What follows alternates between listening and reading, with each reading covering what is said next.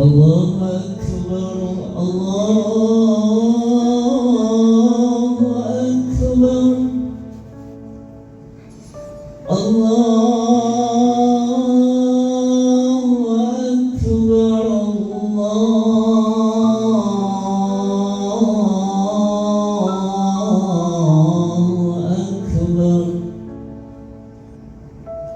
أشهد أن لا إله إلا الله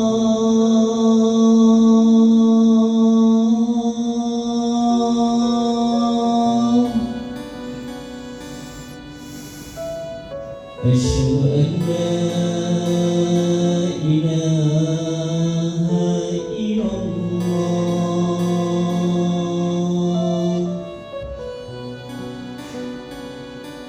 أشهد أن محمدًا رسول الله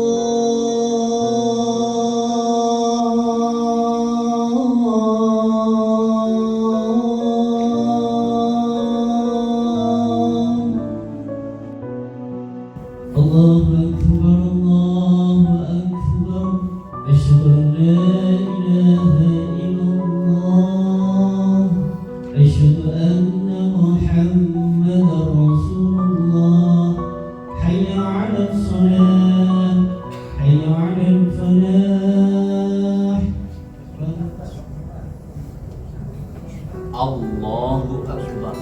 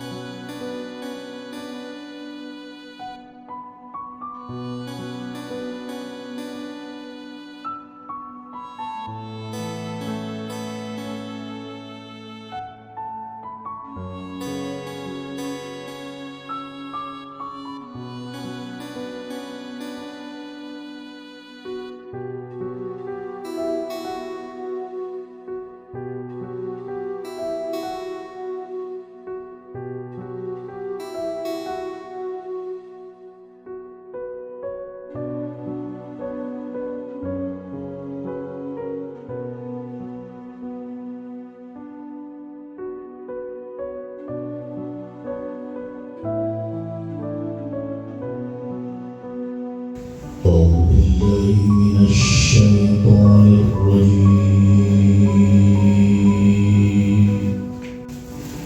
بسم الله الرحمن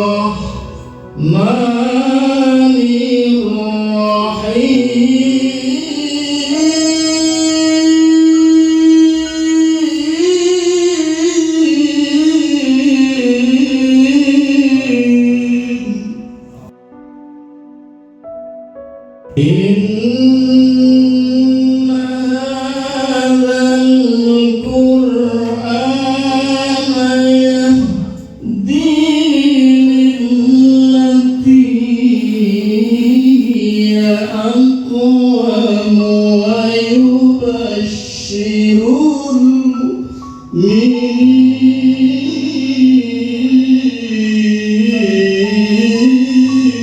Sambutan dari manajemen.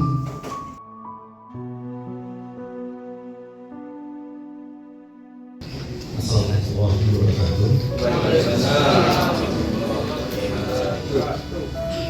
Syukur alhamdulillah kita pada sore hari ini diberikan kenikmatan oleh Allah, Tuhan sehat, nikmat, kebahagiaan, keselamatan, kesehatan, kebahagiaan kepada kita, jemaah berhubungan dosa yang cukup baik, dan juga bisa di sini kita untuk menunjukkan ilmu ya terkait dengan makna dari hijrah. Jadi dalam temanya ini terkait dengan momen evaluasi dan refleksi diri menjadi sendiri baik. Salawat dan salam dan kesaksian kepada Nabi Sallallahu Alaihi Wasallam, Allahumma sholli ala Sayyidina Muhammad wa ala ali Sayyidina Muhammad. Semoga telah kita akan mendapatkan syafaat beliaunya dan golongan dari golongan syariat. Amin ya rabbal alamin. Artinya Pak, Anda sudah mulai bisa melihat, oh ya ternyata kalau kita niatnya kita tulus dan luar biasa tingginya untuk bersama itu Tuhan memberikan pertolongan berlapis. Nah sekarang mulai di bulan Juni tanggal 1 sampai dengan akhir Mei tahun 2024 kita menggunakan sertifikat apa? RS XC apa? Sekitar apa? Kolaborasi. Waalaikumsalam warahmatullahi wabarakatuh.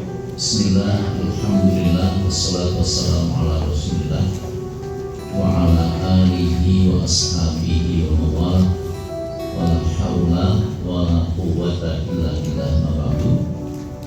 Yang kami hormati Bapak pimpinan, Pak Wakil dan seluruh jajaran yang hadir, Bapak Ibu hadirin sekalian rahimahumullah.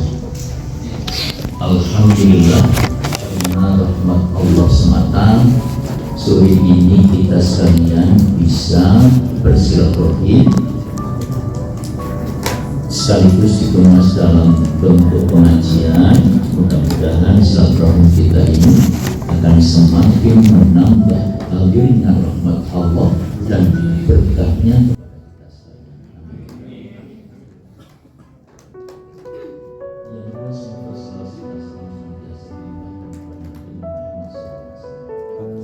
Serta keluarga beliau, para sahabat-sahabat beliau dan segenap umat yang tak dan patuh kepada suami. Bapak sekalian, ada dua nikmat Allah kata Nabi sering diabaikan, sering dilupakan oleh manusia. Nikmatani mahbub bihima kathirun nas as-siha wal farq. Ada dua kenikmatan yang sering diabaikan oleh banyak orang.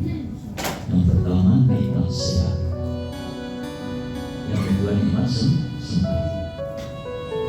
Nah, tidak jarang kita jumpai orang itu ketika sehat lalu tidak memanfaatkan kondisi sehatnya itu dengan sebaik-baik.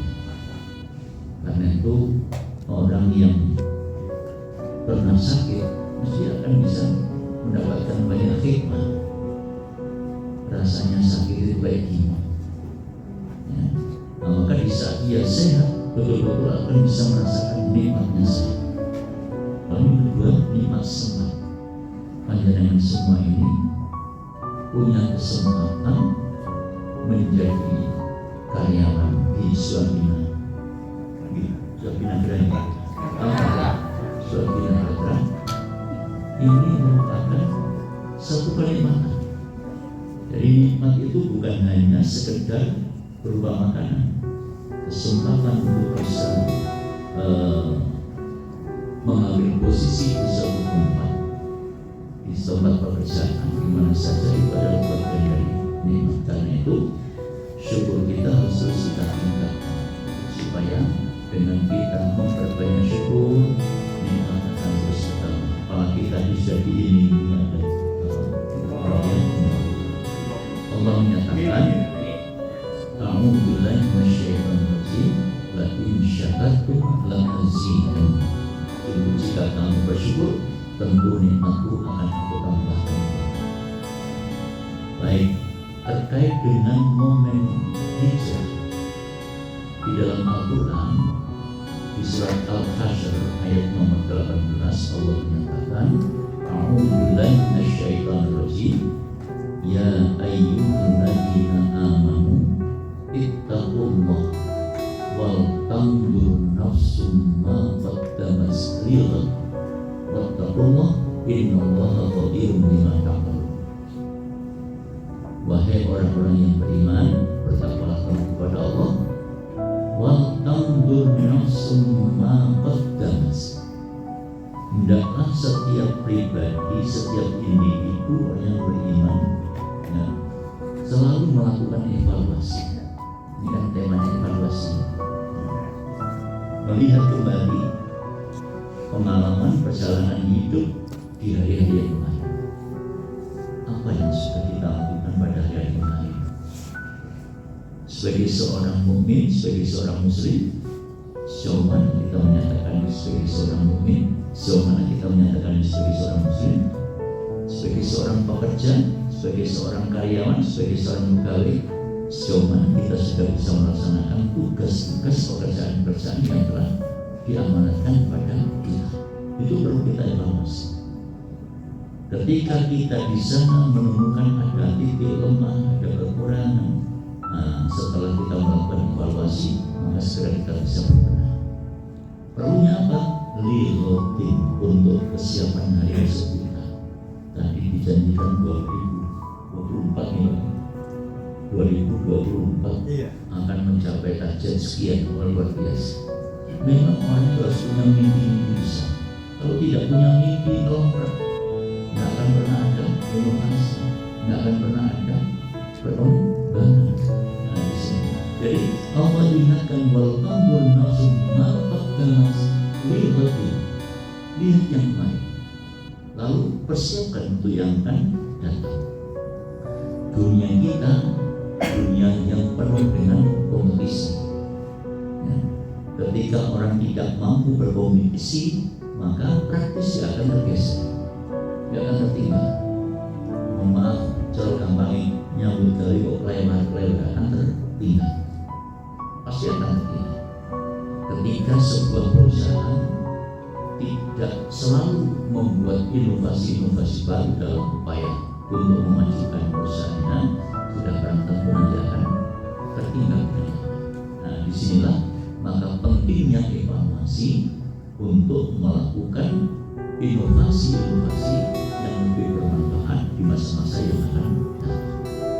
Sebagai seorang mukmin, bagaimana kita ini mengabdikan diri kita kepada Allah, sebab kita yakin bahwa hidup tidak cukup hidup ini, ya pasti nanti kita akan memasuki sebuah peristiwa yang semua orang yakin dan itu tidak bisa dihindari, namanya mati.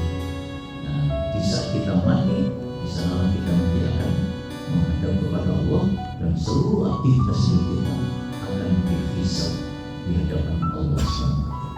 Baik, terkait dengan Hijriah, ya, terkait dengan Hijriah, pergantian tahun di dalam Islam itu namanya tahun Hijriah, berikutnya tahun Miladi. Ketika terjadi pergantian tahun, kita sadar umur ini tidak semakin bertambah lama, kesempatan hidup kita di dunia, tapi semakin berkurang. Rasulullah mengingatkan kepada kita dalam sebuah hadis yang diriwayatkan oleh Imam Al-Bukhari, akmal ummati ma baina sittin ila sab'in. Umur umat itu antara 60 sampai 70. Wa aqalluhum ma yajuzu dzalik. Yang diberi umur lebih dari 70 itu jumlahnya tidak banyak. Kakek. Iya. Jadi memang namanya Kakek wiwit. Jadi Pak Yayan itu Indonesia sudah berapa? Ada 56, berarti berapa ya? Ya pada Hitung ya. Jadi kalau orang itu sudah memasuki umur 60, mohon maaf, harus ekstra waspada karena sudah memasuki pintu gerbang kematian. Kalau saya belum apa itu namanya ngomong ekstrim. Jadi ketika orang sudah memasuki umur 60, itu hakikatnya sudah memasuki pintu gerbang kematian. Sampai dengan 70 kok dulu, ini berikutnya tinggal menunggu hariannya saja. Saya pernah menyampaikan pengajian, ada sebelah saya ini seseorang yang sudah cukup tua. Saya tanya, Bapak ngapunten panjenengan yuswani sampun pinten? 82. ketika itu saya ini ya sambil guyonan. Kalau 82 itu perasaan itu kan minta ini lain. Dapat data. Besok lusanya itu meninggal. Gak pakai sakit. Waktu itu saya lagi di Jogja ditelepon sama teman-teman. Pak, ini bapaknya jenengan tanya temanku sekarang meninggal, gak pakai sakit. Astagfirullah, sama nawa gimana? Baik, jadi ya, Rasulullah mengingatkan kepada kita, akmal ummati ma baina siti wa sabi. Umurnya umatku itu antara 60 sampai 70. Wa qallu ma yajuzu dari yang diberi kesempatan lebih dari 70 cuma sedikit. Kalaulah boleh dihitung di satu kampung paling-paling tidak menemukan 5 orang. Nah kemudian Rasulullah SAW menyampaikan khairun nas man qala umruhu wa hasuna amal. Sebaik-baik manusia itu adalah orang yang diberi panjang umur lalu bisa memanfaatkan sisa umurnya itu dengan memperbanyak amal soleh. Baik, Bapak Ibu sekalian, di dalam Al-Quran ada salah satu doa yang ini memang saya sangat penting untuk diamalkan, yaitu surat Al-Kahfi ayat nomor 10. Ini doanya Ashabul Kahfi. Ya.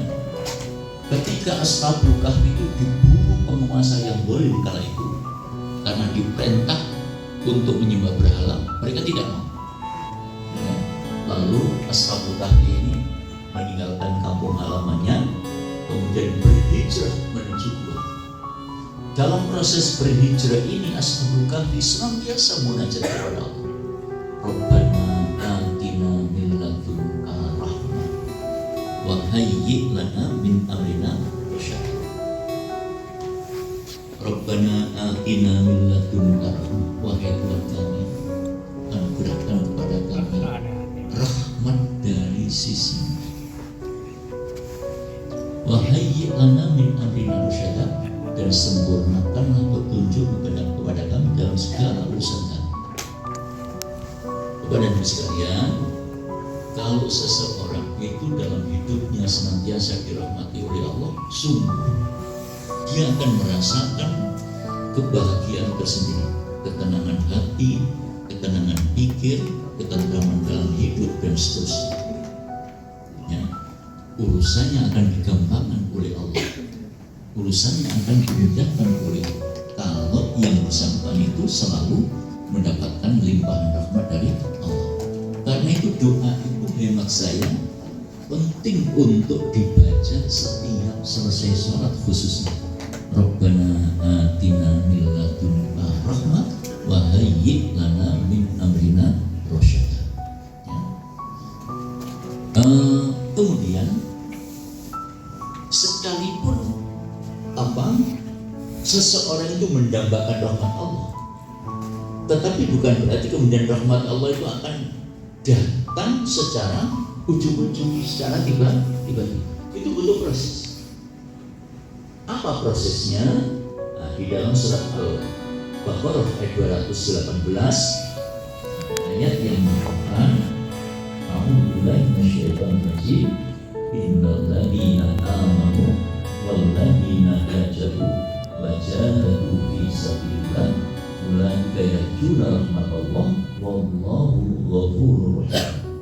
Sesungguhnya orang-orang yang beriman, pertama, walladzina hajaru, dan orang-orang yang berhijrah, walladzina jahadu fi sabilillah, dan orang-orang yang bersungguh-sungguh menegakkan dan menyucikan agama Allah, ulaika yarjuna rahmatallah. Mereka itulah orang-orang yang mengharapkan rahmat Allah. Wallahu ghafurur rahim, dan Allah itu Maha Pengampun lagi Maha Penyayang. Jadi di dalam ayat ini Allah ungkapkan orang-orang yang mendambakan hadirnya rahmat Allah itu ada 3 syarat. Yang pertama, dia harus menjaga keimanannya dengan baik. Dia harus menjaga keimanannya, jangan sampai keimanannya itu terluka. Nah, keimanan itu urusan hati. Ya, iman itu urusan. Di dalam hadis yang diriwayatkan oleh Imam At-Tailami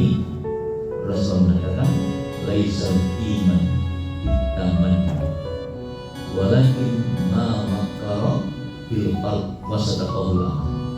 Iman itu bukanlah sekedar angan-angan, bayang-bayang, tetapi yang namanya iman itu adalah apa yang telah terpatri di dalam hati, kemudian dibuktikan dalam bentuk tindakan nyata.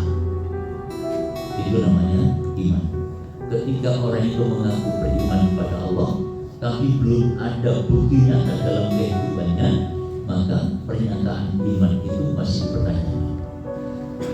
Ketika seseorang menyatakan Islam, tapi belum ada bukti nyata tentang keislamannya, maka keislamannya itu dipertanyakan.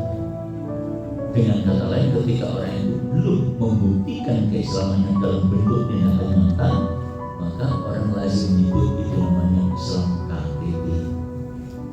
Nanti ketika dihisab di hadapan Allah, yang masuk surga KTP-nya orangnya ketinggalan di rumah. Mengapa? Kalau yang Islam KTP. Jadi kalau di dalam Al-Quran, ya, di surat Al-Hujurat ayat nomor 14, pernah ada sekelompok orang Badui, orang Arab gunung datang kepada Nabi. Qalatil a'rabu amanna. Ya, orang-orang Arab Badui, orang-orang Arab gunung menghadap kepada Nabi lalu menyatakan, kami telah beriman. Wahai Nabi, kami telah beriman. Ya, lalu Allah perintahkan kepada Nabi untuk menyampaikan kepadanya, lam tu'min, kamu belum layak untuk menyatakan sebagai orang yang beriman. Walakin qulu aslamna, tapi cukuplah kamu katakan kami telah Islam. Mengapa? Walamma yadkhulul iman fi qulubikum, sebab iman yang kamu ucapkan, yang kamu nyatakan belum menembus lubuk hati, masih bertengger di Yesus. Lalu Allah menegaskan dalam ayat lanjutannya, wa in tu'imullaha wa rasulahu la ya. Di dalam surat Az-Zumar ayat nomor 65, Allah mengatakan, walaqad uhiya ilaika wa ilal ladzina min qablika summa, kamu telah wahyukan kepada kamu dan juga kepada orang-orang, maksudnya rasul-rasul sebelum kamu. Intinya jangan berbuat syirik. Sebab lakin asyrakta, kalau kamu berbuat syirik Muhammad. Jadi ini Allah pesan kepada Nabi secara khusus, lakin asyrakta layahbaqanna amal. Sungguh kalau kamu sampai berbuat syirik sekali saja, tidak perlu kembali, maka layahbaqanna amal. Amal solehmu menjadi lengkap, tidak berbekas. Ini bahayanya syirik. Jadi sekalipun orang itu mulai kecil sampai umur 60 misalnya menjaga agamanya dengan baik, tiba-tiba begitu sudah umur 60, suatu ketika tergoda, terpengaruh oleh ajakan teman yang tidak sejalan dengan petunjuk agama, yang menjerumuskan dirinya pada perbuatan syirik, maka yang namanya amal soleh mulai umur kecil sampai 60 habis. Seperti itu kehanasnya perbuatan syirik. Maka Allah sangat murka ketika ada hambanya yang berbuat syirik. Dan ketika orang terlanjur berbuat syirik tidak tobat, kecuali tobat. Kalau tidak mau bertobat,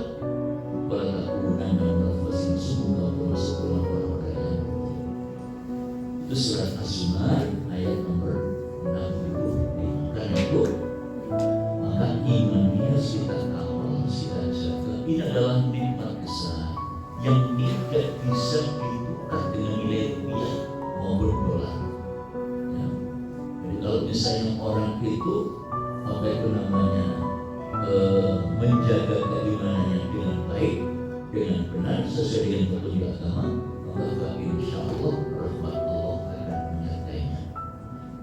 Nah, inilah kaitannya dengan persoalan yang menyangkut syarat pertama untuk bisa mendapatkan rahmat Allah, yaitu kita sebagai orang yang beriman harus menjaga iman kita dengan sebaik-baiknya. Walladzina hajaru, orang yang punya semangat untuk berhijrah. Tadi sudah dipaparkan oleh Bapak pimpinan kita. Hijrah itu secara harfiah itu artinya pindah dari satu tempat ke tempat lain. Ya, kira sekarang hijrah itu bisa kita kembangkan. Ya, kalau tulis saya apa itu namanya kafir, ada hijrah makannya, hijrah tempat dari satu tempat ke tempat yang lain. Ya. Yang kedua, hijrah qalbiyah, hijrah hati. Jadi spiritualitasnya ini terus tumbuh dengan penuh semangat. Yang ketiga, hijratul amaliyah, amalnya yang sudah dicontohkan dalam bentuk nyata. Hijrah itu gimana? Yang semula nopo sandal pakai selaikrah, lalu kemudian ditertibkan. Ini adalah salah satu contoh hijrah. Hijrah itu makanya hijrah tempat. Nabi dulu berada di Mekah.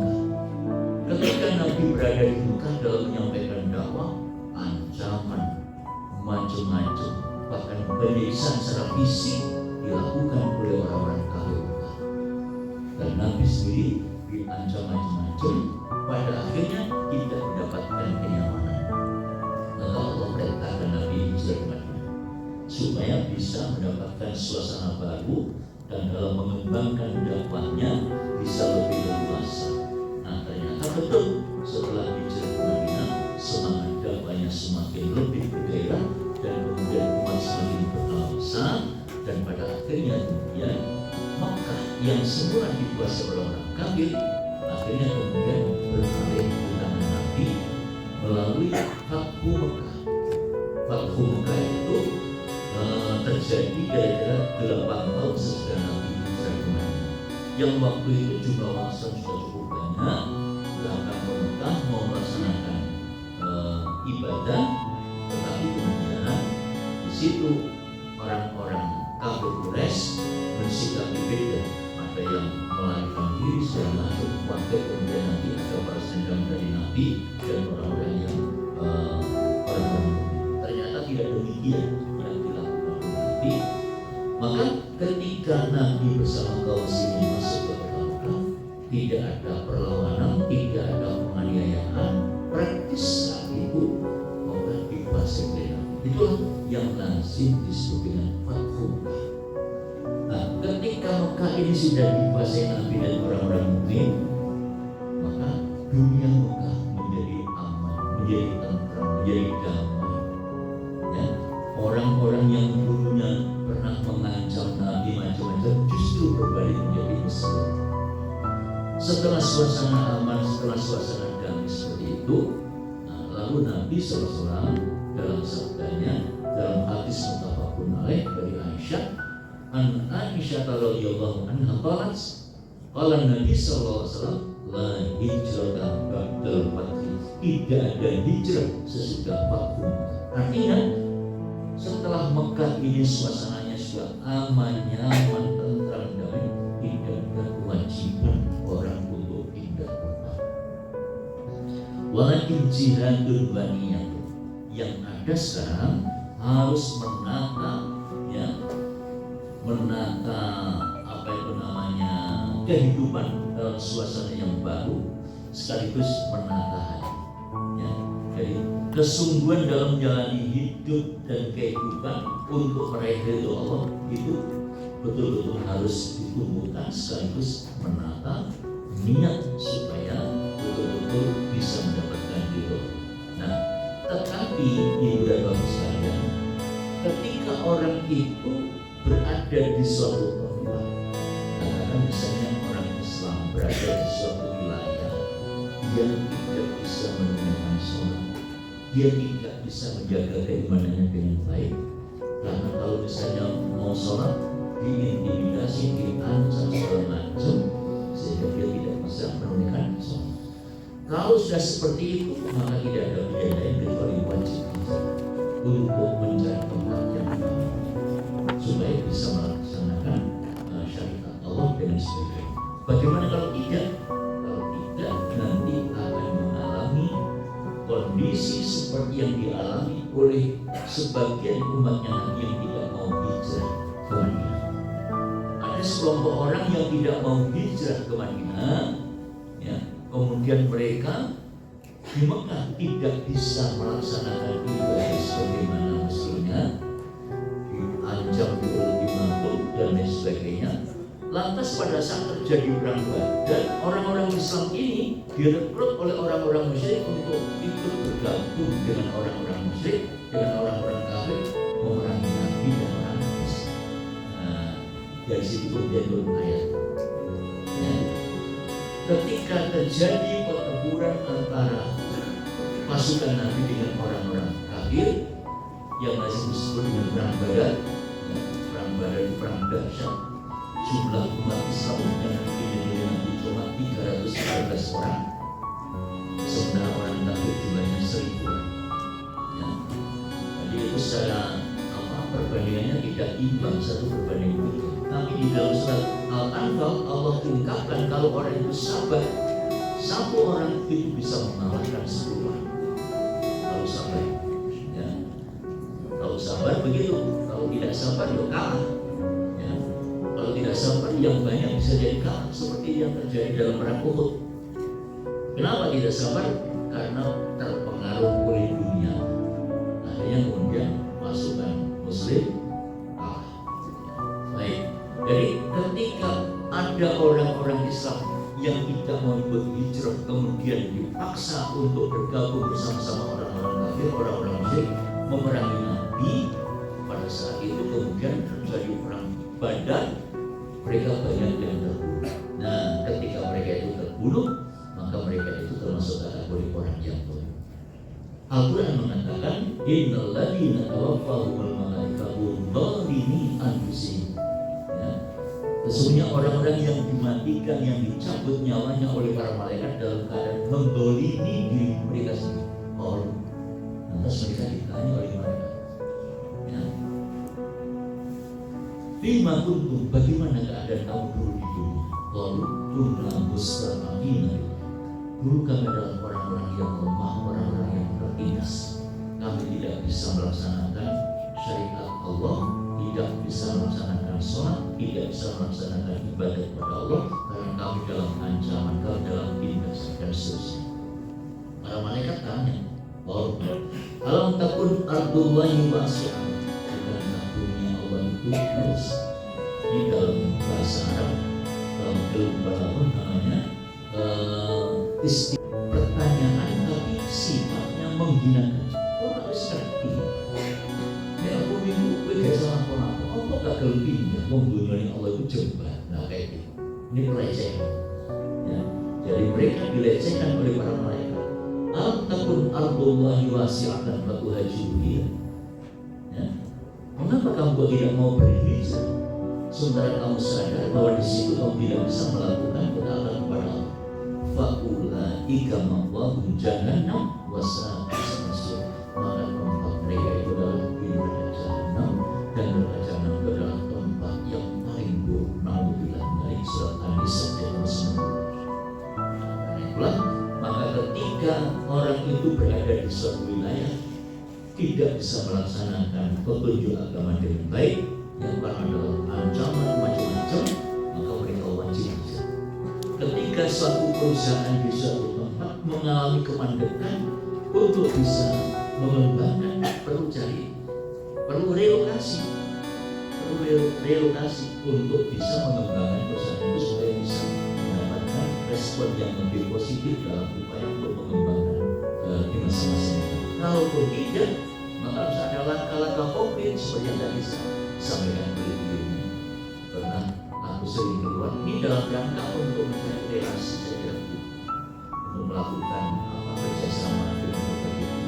Kalau cuma dengan umur di tempat tidak dapat apa-apa, nanti ketinggalan.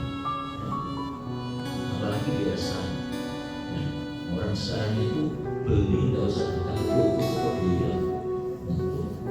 Kalau saya tidak ngerti yang anak-anak ini bolak-balik pakai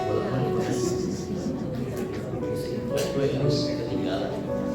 Maka yang muda-muda ini harus terus melakukan melakukan inovasi dalam rangka pembangunan. Jadi hijrah ini kalau misalnya situasinya seperti itu merupakan kewajiban. Tapi kalau tidak, ya maka bukan pindah tempat, tapi inovasi. Nah, seperti itu. Ya, peningkatan spiritualitasnya terus dibangun, ditingkatkan. Riroh semangat kerjanya yang ditingkatkan. Kalau orang yang tidak mau meningkatkan semangat kerjanya, tidak bisa menghasilkan yang terbaik. Ya, tidak bisa menghasilkan yang terbaik. Semangat untuk ditingkatkan itu termasuk kedisiplinannya dan lain sebagainya. Saya ini dulu guru di SMA Muhammadiyah Satu Gresik pada tahun 90-an. Kami pernah mengundang anak-anak pelajar dari Norwegia, dari Kanada, dari Jepang. Kita undang, lalu kita mengundang masing-masing sekolah itu sebagai perwakilan 3 orang. Acara direncanakan jam 8. Mereka tamu-tamu yang kita undang itu jam 8 tepat sudah berada di tempat. Sementara anak-anak kita yang kita undang jam 8 paling awal teko jam 9. Bahkan kalau sing kleler-kleler teko jam 9:30. Sementara acara sudah akan bubar. Maka dalam proses acara itu kemudian mereka kita beri kesempatan. Apa yang disampaikan pelajar dari Jepang sangat menolong. Pesan saya kepada bangsa Indonesia adalah bangsa yang waras.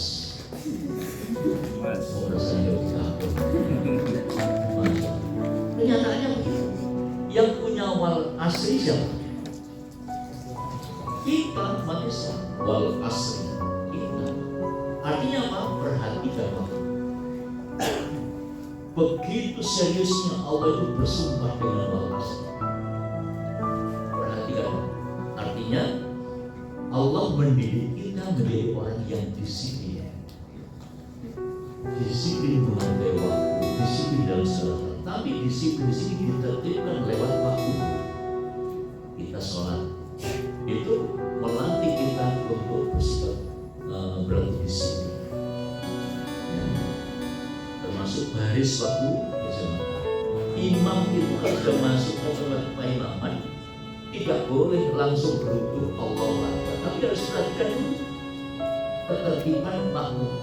Ibarat supir begitu sudah masuk di tempatnya tidak boleh langsung kemudian berangkat. Perhatikan dulu sudah jangkau apa belum, disuruh buka paper dulu, begitu. Nah imam juga begitu. Maka sering imam itu kemudian mengingatkan sawu suhu faku atau imu suhu faku dan seterusnya. Artinya luruskan sholat, ya, luruskan sholat. Karena memang itu yang biasa dilakukan Nabi kalau beliau jadi imam, yaitu menertibkan makmum terlebih dahulu. Kalau sudah tertib baru berangkat. Nah, itu adalah latihan disiplin. Sudah dilatih disiplin kayak gitu masih amburadul, apalagi tidak. Nah, karena itu memang melatih diri untuk bersikap disiplin itu butuh keajeban, tidak bisa hanya sekedar tambah butuh saja tidak bisa. Jadi di dalam Al-Quran banyak ayat-ayat wal asri wal duha. Ini sumpah-sumpah Allah. Ya. Dikatakan sumpah dalam bahasa Arab itu wal asri wawunya itu wawu kosam, demi masa, demi waktu duha, demi waktu malam, walaili, demi waktu malam dan seterusnya. Ya. Maka ketika ada ayat-ayat Allah di dalam Al-Quran diawali dengan huruf kosam, itu menggambarkan betapa Allah sangat serius. Apa itu namanya? Dalam sumpahnya itu terkait dengan apa yang disumpahkan untuk diperhatikan oleh manusia. Jadi ketika siswa yang dari Jepang itu kita kasih kesempatan, maka mereka itu kemudian memberikan kesan sangat menohok kesan saya bangsa Indonesia adalah bangsa yang malas. Masya Allah. Nah, oleh karena itu maka semangat hijrah ini harus, kalau toh misalnya tidak pindah, tidak bergeser tempatnya, spiritualitasnya ini yang harus dirisaukan, yang terus dipompakan supaya semangatnya tumbuh. Nah, kemudian semangat itu akan kelihatan kalau kemudian cara kerjanya betul-betul terlihat secara nyata, hasil kerjanya baik. Orang yang hasil kerjanya baik, Allah Subhanahu wa Ta'ala mengingatkan kita, man amila salihan min dzakarin aw untha wa huwa mu'minun falanuhyiyannahu hayatan thayyibah wa lanajziyannahu ajrahum bi ahsani ma kanu ya'malun. Siapapun orangnya yang beramal soleh, beramal solehnya bekerja yang benar, bekerja yang tepat sesuai dengan aturan, ya, baik laki-laki atau perempuan. Jadi Allah ini, falanuhyiyannahu hayatan thayyibah, sungguh kami akan memberikan kehidupan yang baik. Ya, sering ada orang bertanya, Pak, saya ini sudah sholat, sudah puasa, sudah berdoa, kok hidup ini masih begini? Kalau sampai malas yang berdoa, ya Allah bisa mendapatkan hasil yang baik. Di tempat saya pernah ada orang ya, berdoa bolak-balik, kemudian mereka merasa doanya tidak dikabulkan oleh Allah, terus frustasi. Akhirnya kemudian tidak mau sholat, tidak mau puasa, dan seterusnya. Tidak mau dulu, wis pokoknya dulu seperempat. Ya dapat. Jadi kemudian membuat contoh sebenarnya ini gak ada sholat, gak ada dulu, suki-suki. Ibu dan bapak sekalian, amal soleh itu ada di dunia, ya, ada amal soleh di dunia wal akhirat. Kalau misalnya dia semangat kerjanya tidak diimbangi dengan keimanan, ya, yang merujuk, yang menyandarkan diri kepada Allah, maka dia kesolehannya hanya berlaku di dunia. Nah, dia nanti hanya akan mendapatkan kecukupan hidup di dunia, tapi di akhirat nanti dia dapat bagian apa? Jadi dalam Al-Quran itu diungkapkan oleh Allah, minhum may yaqulu rabbana atina fid dunya, wahai Tuhan kami, berikan kepada kami kecukupan hidup di dunia. Lalu Allah tegaskan, kama lahu fil akhirati min khalaq, kami di akhirat tidak dapat bagian apa. Nah, itu namanya soleh di dunia. Tapi kalau solehnya itu di dunia wal akhirat dibekal dengan keimanan, ya, wa huwa mu'minun falanuhyiyannahu hayatan thayyibah, di dunia dia akan mendapatkan kebaikan, wa lanajziyannahu ajran bi ahsani ma kanu ya'malun, di akhirat balasannya jauh lebih baik. Di akhirat balasannya jauh akan lebih baik. Sekarang kita kerja keras, maka nanti kita akan memetik hasilnya. Di saat kita program tugas, kita dapat pesangon banyak. Dan gitu ya, kalau hasilnya banyak, pesangonnya banyak. Nah, pesangon banyak buat kerja di awal-awal kita bekerja. Nah, seperti itu contohnya. Makanya para syuhada, orang-orang yang mati syahid karena membela agama Allah, mati di medan perang, nanti ketika mereka di akhirat menyesal. Apa sebabnya menyesal? Menyesal kalau sekali syahid saja balasannya supaya, maka dia minta kepada Allah supaya kembalikan ke dunia lagi. Itu ingin syahid 10 tahun, tapi dunia sudah. Sebabnya